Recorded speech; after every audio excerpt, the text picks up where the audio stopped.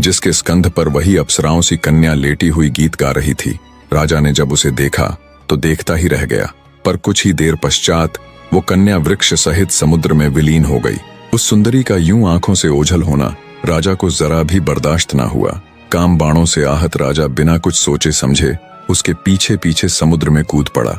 राजा यशकेतु को उस महासमुद्र में अकस्मात एक अलौकिक नगर दिखाई पड़ा। ये देखकर वो बहुत आश्चर्यचकित हुआ।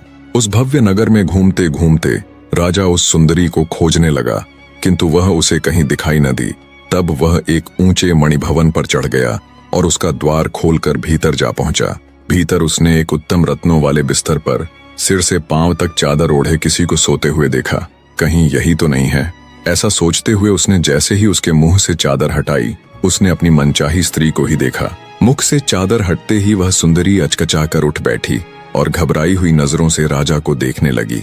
फिर उसने राजा से पूछा, आप कौन हैं और इस अगम्य रसातल में आप कैसे आ पहुंचे? आपके शरीर पर तो राज चिन्ह अंकित है, फिर आपने यह तपस्वी का वेश क्यों बना रखा है? तब राजा ने अपना परिचय दिया और आने का उद्देश्य भी बता दिया।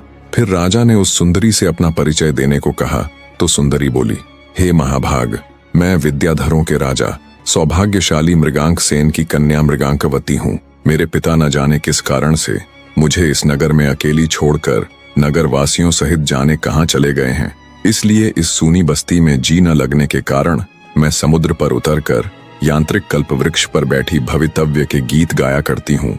मृगांकवती के ऐसा कहने पर राजा ने उसे अपनी प्यार भरी बातों से इस तरह से रिझाया कि प्रेमवश होकर उसने उसी समय उस वीर राजा की पत्नी बनना स्वीकार कर लिया।